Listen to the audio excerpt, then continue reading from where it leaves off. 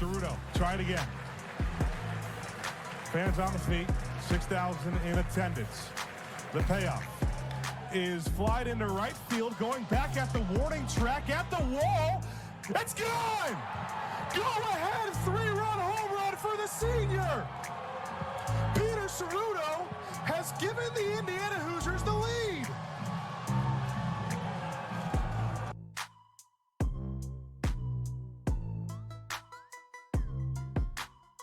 Jeff saw a cast on AJ's left arm. Kind of what happened in the past 2 days. I don't know if I'm allowed to say or not. He's going to be out for probably a significant period of time. So I don't know, maybe 4 to 6 to 8 weeks probably with that collision at first base. So, you know, it's hard. I mean, I'll be honest with you, it's hard. Like he's an incredible kid and a great player, and you hate it for him. Obviously, coming off the 2 years of injuries to have that, but he'll be back this year, and when he gets back in there, you know, we'll welcome him with open arms. But yeah, he's gonna miss a little bit of time, but he'll be okay. He'll be okay. It's a tough deal for the kid, and you all feel for him, but at the same time, like he'll be back and he'll be ready to go when he gets back in there. I was talking to him, you know, kind of today, and I was talking to my wife. I was like, God must have like the most amazing plan for this dude in the end, because he's building a lot of character up with these things. And so he'll respond and recover and go on to do incredible things, because he certainly deserved it and certainly earned it. Coach, your pitcher, you had 8 pitchers today. They threw lots of strikes, challenged the guys into the zone. Is that really what you were looking for today? Yeah, we just want to get a bunch of guys in there. Kind of see we had a little bit. There was a couple guys that we didn't get in that we wanted to get in. But yeah, we really wanted to attack the zone. You know, I always tell the guys, like, solo homers don't win and lose games, but multi-run homers do. And you know, I think we gave up 2 2-run homers after a free base. I think it was 2-2 by pitches and then homers after that. So it's okay if we give up solo homers. We just got to limit the free bases before that. But we did a good job in totality tonight. Played really good defense behind them, and you want to make somebody earn it. We want to attack with multiple pitches and get a bunch of different guys in there and kind of grow up a little bit. Seth Biss is going to be really good, and we just got to get him out there. You know, plan was to try to get Vogel in there earlier. It's just the game tightened up on us after the second 2-run homer, and we kind of went with experience there with Burr. I thought he was outstanding. I thought he did a really good job, and we weren't able to get Vogel in there for more than just that one out to kind of get his feet wet. But yeah, get a bunch of guys in, see what you got. Try to get some different guys in the lineup today, offensively to get guys different spots. And we have a lot of talent. We have a lot of depth, and the only way to know what you got is to get him in there. We have to win the game. The first priority is to win the game, but you know, we kind of have to get some guys in and out too. Coach, Joey and Andrew getting their first career starts today. Yeah. Can you talk about their performances today and beyond? Yeah, you know, Andrew comes up and about spins the ball out of here to the left. He's going to do a lot of those over the course of his career. I wish they wouldn't have gone back to the lefties so many times. They started a lefty. I assumed they would do kind of what we're doing, which is, you know, kind of staff it. And I was hoping they could stay rising as long as possible. You know, I don't know how long Nick Mitchell is going to be out. And so kind of looking with Shepard out, looking for a DH. You know, Morgan's been awesome. Morgan played really well in South Carolina, so it was no slight to him. There's nobody I have more respect for than Morgan. But I really just wanted to get Joey B. I wanted to get Sefcik, and I wanted to get Wiggins all in there. The only way to do that is to get Wiggins in the outfield. He had a good first at bat against a righty, which is what you would expect. The lefty for a young guy left on left, it's just a tough matchup, and they stayed with that lefty. And he was kind of cruising. He did a good job against us. I didn't think it was a good matchup. And then Joey B was terrific. He was really good. He comes up with a big two RBI double there down the line. I mean, he's a great hitter. He's going to be a really good one. He's got to get stronger. He missed a pretty significant amount of time with the broken hand earlier this year, so he's kind of behind on some strength. But elite bat to ball skills. Doesn't swing and miss. A ton of barrel accuracy. He's a really long athletic defender. I'm glad now that we spent so much time at first base with him, because he's going to end up being a good over there, and kind of a tough bounce here and there. We end up with him playing first base, so that was kind of a discussion. If AJ's right arm didn't recover, And so I'm glad that he was prepared, because he's going to have to go and do it for some time. And he's good enough to. He's going to be a great player here, and I would imagine he plays to the next level. So I thought they both had good nights, both did a good job, both played good defense. From what I can remember, Joe had a nice pick on a cuff ball that comes up on you. You just got to body it up and kind of swallow it. He did that. So I was pleased with those guys, and I was really pleased with Cal Sefcik again. He's kind of the tough luck guy right now, where he's hit a bunch of balls at him, but I always tell the hitters, when you do that, you're building a bunch of positive karma. So you're going to get a bunch of bloopers and bleeders and squibbers. They're all going to fall in for you at some point. The game always evens out, but the young guys did a good job. Coach Tyler, I think, is 9 of 18 at the plate. We saw some of the plays he made at shortstop today. You mentioned him being kind of your most improved defender over the fall and spring. Yeah. Just with the lead that he's taken on both sides of the play, on both sides of the game, how important can that be for you guys this year? It cannot be overstated. I mean, he's probably taken 4 or 5 runs off the board for us defensively. And Tyler, Philip Glasser was a great player, but Tyler steps right in and has maybe even taken it to another level on both sides of it. So he's been probably our best player to this point. The way he's impacted the game defensively, on the bases, stole a base today. That leads to an additional RBI on Joey's hit. And obviously, he's hit like 600. So he's just playing great. He's playing great. And I'll go back to Tyler for this too. Tyler missed like a year of high school baseball with an illness, so he was behind. And I can remember Tyler was a guy that we recruited early in our time here. I loved him. His high school coach is one of my best friends. We grew up together, and he got sick, and there was a bunch of people in the community like, is he going to be able to play for you? Are you guys going to honor your commitment? And I remember talking to his dad, talking to Tyler, you don't have anything to worry about. You just need to get healthy, you'll be fine, you're going to be a great player, you're going to move forward, and you're going to go on and play baseball for a long time. And he's done that. So when he missed that time, it's hard to miss a year. But you're seeing it now. Like he's making up for it in big bunches right now. He's playing great. He's been an elite defender. He's been a great offensive player. He's just a multiple threat guy. And he's a super competitive player, super competitive kid, and he's done a good job of channeling it towards the game. Not beat himself up, not using his emotions as a distraction, but using them to propel him and to stay locked in and stay focused. And I can't imagine him getting off to a better start. He's just been outstanding. Coach, obviously Josh had that big 3-run shot. Yeah. He was talking about kind of balancing between not selling out for power and taking the base hit. So I guess, how have you seen that kind of develop with him, and how's his power looking moving forward? Well, the big thing Josh did was he gained 20 pounds. So he went to the Cape and struggled a little bit. If we're being honest, he kind of struggled a little bit. Didn't play as much as he wanted to, and that league is great for going up there and kind of seeing where you stand and what are your deficiencies and what are your strengths. We all knew Josh is a great skill set player. He was very skilled, good swing, great thrower, good defender. Just wasn't strong enough. And if you want to have power, you gotta produce force. And so his big thing was really in the kitchen and in the weight room. And as he's gotten stronger, and I think he's gained 20 pounds, he's 205 pounds now. You don't have to try to generate as much with big movements. And you watch hitters, the older they get, the less they move. Right? You watch Major League Baseball, you watch a 28, 30, 32, 34-year-old man, they don't move. They move very little because they don't have to, because they're so strong. And so Josh doesn't have to move as much now, so you're seeing more barrel accuracy. And as you see barrel accuracy and strength trend, then you're going to see power come with it. And you're starting to see that now. And so how hard can you hit the ball without extra effort? And then tonight was the first time that he was able to really kind of find, hey, I don't have to swing as hard as maybe I did a little bit. Again, he played great. I think he hit like 330 down in the first weekend. But today was a different gear, right? And so finding bat speed without extra effort that pulls you off the ball away from contact. And I'm excited. I'm excited to see where it goes, because I think it's really just the beginning. Because he is a different physical player, and he's always been a barrel accuracy, but he hasn't been strong. And now he's strong, and he's finding that accuracy to go along with it. There are good things to come when that happens. Despite being leadoff, Carter actually came up with runners on multiple times and came through today. Yeah. So just how are you continuing to like how that's working out for you? Yeah, I especially like it when the 8-9 get on and you turn it over for one of the best players in the country. I think you look at Burkle. His night, today was his best game at Indiana by far.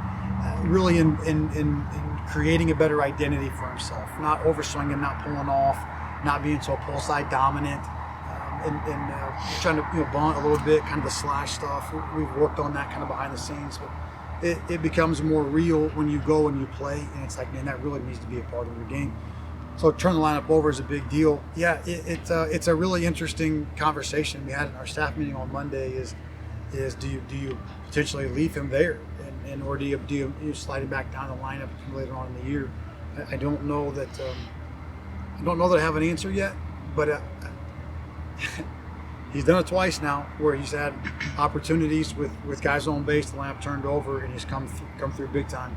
Did it against George Mason at the 3-run homer, and he did it tonight a couple of times where he turned the lineup over and he's up there and has been good. So yeah, I'm thrilled that it's worked as well as it's worked. That's always, he's made me look smart, but he's just a great player. I think probably he's a great player and would be a great player anywhere. But it puts the opposing team in a position where you're just not quite sure what to do. Do I really want to attack this guy to lead off the game and it's 1-0 Indiana or a double in the gap, or do I want to pitch around him and now I got a guy that can steal bases and now the lineup's rolling, and it's interesting. It's worked out probably better than I imagined, but nothing that Carter does would necessarily surprise me. Coach, go ahead, Joe. What's it like having a guy like Devin? He's so young, but he just makes play after play. Yeah. I think his greatest improvement is in his defense. I mean, what about the catch tonight to start the game in left center? What a great catch. And, I pinch ran for him against Coastal, right? It was a one-run game, leadoff guy on. You put Sam in because Sam's a great runner. It really wasn't much to do with defense. He was kind of joking. He's like, I'm a great defender. I can defend. I have to come out. It was really just because Sam's fast and it's a one-run game in the ninth, and he put a great runner on first base, and Sam's a great defender. But he did. He wants to be a complete player. He wants to be able to impact the game on all facets, and he has. We talked about this in the preseason. People would ask, what do you think Devin has to do to get better? What's the next step? And in his mind is, I want to get faster and I want to be a better defender. And he's always been a great hitter. His dad taught him to be a great hitter. He was a great hitter in 8th grade and a freshman. He was Cincinnati Player of the Year as a freshman in high school. I mean, he's always been a great hitter, but his defense has taken just a huge step forward. So what a lift for us to have one of the best hitters in the country, who also has become a darn fine defender, and I think he's going to prove himself to be a great defender for us. So to have him, I think his greatest asset is that he is a truly incredible human being that works. He's the most humble guy. He's a great teammate. The human being that he is makes everybody around him better. A lot of times you have great players, and you have to deal with some of the ego or some of the different things or selfishness or entitlement. He couldn't be further from that. I mean, he's the most humble, hardworking, normal kid you could ever hope to coach, and he just happens to be. I think because he is that person is why he's a great player. It's why he's able to show up day after day after day and get better, because it's hard work and it's investment and it's intelligence. I'll tell this quick story. I was on the plane. He doesn't even know this. I was on the plane. I sat behind him on the flight back from Baylor, or not Baylor, from Coastal. And I'm reading my book, and a lot of kids have movies on, all this kind of stuff. I'm sitting behind him, and I'm looking over his shoulder. He's got his phone up on the stand or whatever, and he's got I don't know. You guys probably know what this is, like the number grid where they have numbers at the bottom. They have a big grid, and they're like it's like an algorithm. They're putting numbers in and stuff. You don't even know. 2048? Sudoku? I don't know what it is. Probably Sudoku. I don't know. I read books and probably Sudoku. And if you said crossword puzzle, I'd believe you. But I just thought that for an hour and a half on the flight at 1 o'clock in the morning, there he is doing this, and it's like how intelligent he is and how much he enjoys learning and his processing, and it's just different. He's just different. He does things differently, and he's not watching Dumb and Dumber or something about Mary or something. He's just such a smart kid, and it's just really neat. Like I thought to myself, like, this is the perfect capture of him in a moment, whatever the game that he's doing. So it's fun. Speaking of Devin offensively, he had 3 hits tonight. All of them were singles. Yeah. How have you seen his approach shift at the plate? He went the other way a couple times tonight. Yeah, he just takes what he's given, and he's going to hit the ball. He's great at going the other way. And if you were pitching, you wouldn't challenge him either, and neither would I. But he's going to take the backdoor breaking ball the other way. He's going to take that sinker away the other way. He's going to take his single. He's going to take his base hit the other way. And if he'll do that enough, then eventually there's going to be guys on base. There's going to be guys in scoring position. He's going to drive in runs, and he's going to change the game that way. So if it's through the long ball, if it's through pull side power, great. If it's the other way, great. He can do it all. If he has him to drag, he can drag. He can do it all offensively. And so he's just so mature to take what the game gives him at such a young age. I got one. Yeah. Coach, thank you. Do you anticipate Seth to kind of get some full starts this year, or work more on the bullpen? Venice? Yeah. I would say we'll probably start him again next midweek and try to work him up coming off Tommy John. We got him a bullpen Saturday. We kind of joked with him. Actually, he didn't know we were joking, but we told him he was coming in to close against East Carolina and got him up in the pen, and just to kind of get his juices flowing. And I guess the crowd was wearing him out. I mean, just wearing him out. And his dad, his uncles all played pro ball. So I said, "Did you tell your family about that?" He said, "Yeah, my dad thought it was hilarious." I won't repeat what they said, but I guess it was pretty creative. So we got him up and just got his juices flowing, and then we wanted to start him today, and then we'll try to work him up again to like a 2-inning, 3-inning start, and then kind of work him up as a starter. He's got great stuff. When he gets back, he'll be, I would imagine, a low to mid 90s guy again, like he was in high school, with a really good changeup and plus curveball. A lot like Reese Sharp-esque, a lot like that package. But we got to work him there. So we'll be cautious with him, and so really controlled environments, and just kind of slowly and gradually work him up. But I think the last half of this year, I think will be a real guy, and a guy that we could keep on the midweek and chew those midweek games up, or slide back to the weekend. But we just would like to work him up as a starter and get him some length and get his arm strength built up, because there's electricity in it when he's back for strength. Do you see shifting to a couple of the guys that we haven't seen yet in a week from now? Yeah, I'd like to continue. I know those guys in Miami are awesome. They're my friends. And so we wanted to get Vogel in, and so I didn't want to be disrespectful in any way. I just wanted to get his feet wet. So I brought him in there. I was hoping to get him in earlier. The game just tightened up. We didn't have a chance to. But yeah, I would like to get him and a couple of those other guys, Brooks Eye, rushing. Evan O'Neill's coming off of an injury in the fall that he's going to work back up from. And then you got Rabargic when he gets back. He's back on the mound now, but not ready for a game. So yeah, there's a couple more of those guys that we'll probably shift to next midweek and try to get them in as well.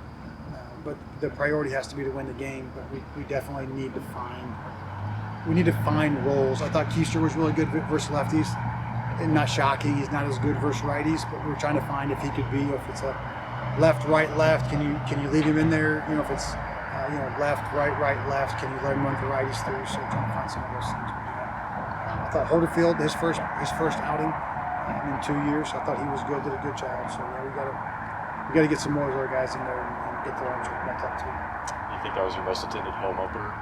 Yeah, there was a lot of people here. I didn't realize that. Yeah. I didn't realize that. I think the double play, you could really feel the crowd, and that was very exciting. And we want to represent the state. I'm from here, and you want to make people proud. And I always tell everybody, Indiana's a baseball state. Look at the Indianapolis Indians, and I always joke. I think I joke with you about when the Savannah Bananas come to town. It's like the hottest ticket in the state, and so this is a baseball community. We just have to be good at baseball, and if you're good, people are going to come out to the ball games and try to put on a good product. I thought we did a good job tonight. Miami played well. Their shifts were outstanding. They stole 6 or 8 hits from us, but it was very appreciated, and the guys feel it. I've told them that if we're a good team, we have a good product, and we win games, and we're competitive, and we're worth watching, the people will come. They'll pack this place out. But you got to go and do it. You got to go and do it. You can't be walking 8 guys and striking out and playing bad defense. Nobody wants to watch bad baseball, especially in February. So you got to play good baseball, and people will come out. So we're very appreciative and very thankful. And the guys most certainly felt that was kind of the buzz in the dugout. Was you have a home field advantage. It feels like it. You can sense that emotion, and it's exciting. So I hope that we continue to play really good baseball, and that people can come and enjoy that. Thanks, Coach.